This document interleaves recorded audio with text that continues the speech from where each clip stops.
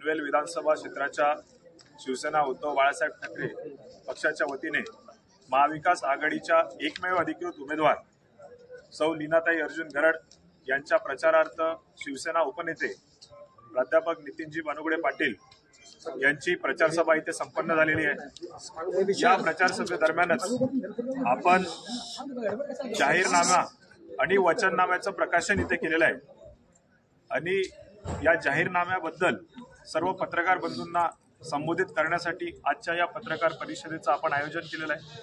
मी आपणास विनंती करतो की आपण सन्मान्य लीनाताई अर्जुन गरड यांच्याशी संवाद साधू। आपल्याकडे आधी सिडको होती, सर्वांना माहिती आहे की कारगर, कामोठा, पनवेल, नवीन पनवेल, रोडपाली, कळंबोली ह्या भागात सिडकोने ऑलरेडी सगळं व्यवस्था केलेली आहे।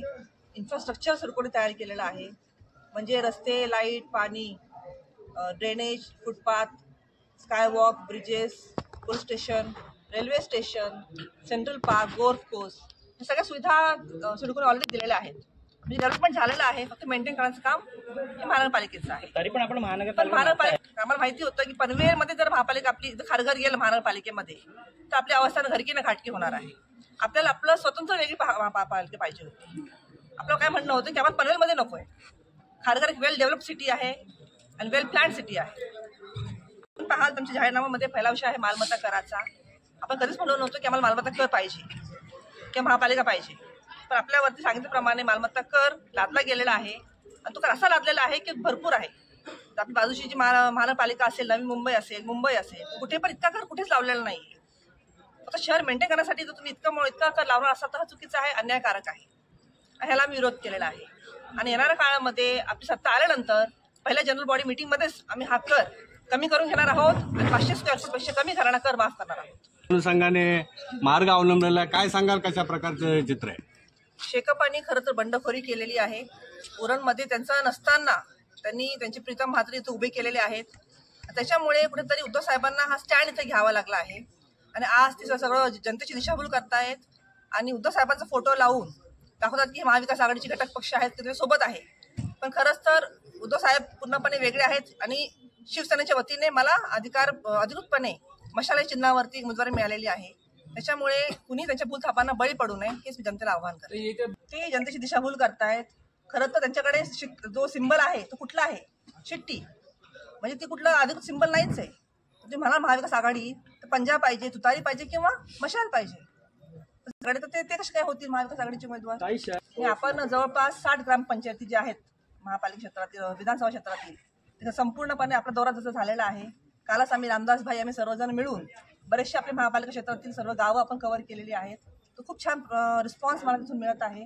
ते आपले कट्टर शिवसैनिक आहेत, त्याच्यामुळे मला नक्कीच त्यांचा मत आपल्याला मिळणार आहे, त्यांचा पूर्ण सहकार्य आपल्याला मिळणार आहे। त्यानुसार काही कारणच नाहीये। माझे पती स्वतःच इन्स्पेक्टर आहेत आणि बरेचसे आम्ही मद्य विक्री करणारे किंवा तिकडे ड्रग्स विक्री करणारे पकडून दिलेला आहे, त्याची कारवाई पण आम्ही केलेली आहे।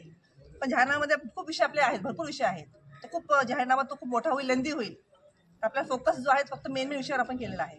माझा असं नाही की आम्ही मद्य विक्रीला पुढाकार देऊ, म्हणजे हे करू असं अर्थ होत नाही। खरं तर आपण पाहिलं असेल की प्रत्येक वेळेस प्रस्थापित नेते हे एकत्र येतात आणि आम्हाला वेगळं पाडतात। याच्यापूर्वी पण जेव्हा मी ग्रामपंचायत इलेक्शन लढले होते 2014 साली, तेव्हा पण सर्व प्रस्थापित पुढारी राजकारणी एकत्र आले होते आणि आपल्याला वेगळं केलं होतं। तोच प्रकार इथेही होतो आहे। त्यांना बाहेरून आलेला किंवा उमेदवार असं त्यांना नको आहे, त्यांना अशी इच्छा आहे की त्यांचाच उमेदवार इथे असला पाहिजे, स्थानिक लोकांना स्थानिकच पाहिजे, म्हणजे त्यांना बाहेरून आलेला ते उपरे समजतात आणि अशा प्रकारची ट्रीटमेंट त्यांना देतात। पण मला हिनवणं म्हणजे फक्त माझा एकटीच अपमान नाही आहे, तर इथं जे 70% बाहेरून आलेली जनता आहे, मतदार आहे, त्यांचाही अपमान आहे। आपल्याला माहित असेल की मी मागच्या 11 वर्ष झाले कॉलनीमध्ये काम करत आलेली आहे। रिक्षा युनियन असेल, फेरीवाले असतील, रस्त्यांसाठी असेल, पाणी आंदोलन असतील, मालमत्ता कर असेल, तर मी जनतेपर्यंत पोहोचलेली आहे आणि कॉलनीमध्ये आपण काम केलेलं आहे। सोबतच आपण एकमेव मराठा उमेदवार आहोत, तर आपल्याला जरांगी पाटील साहेबांचाही पूर्णपणे पाठिंबा आहे। त्याच प्रकारे आम्ही मराठा क्रांती मोर्चामध्ये पण सहभाग घेतलेला आहे, आर्थिक मदतही आम्ही केलेली आहे। त्याच्यामुळे हे मत आपल्याला नक्कीच मिळतील आणि आता मी हातात मशाल घेतलेली आहे, म्हणून माझ्यासोबत कट्टर शिवसैनिक हा माझ्यासोबत आहे, त्याचा मला ठाम विश्वास नाहीये।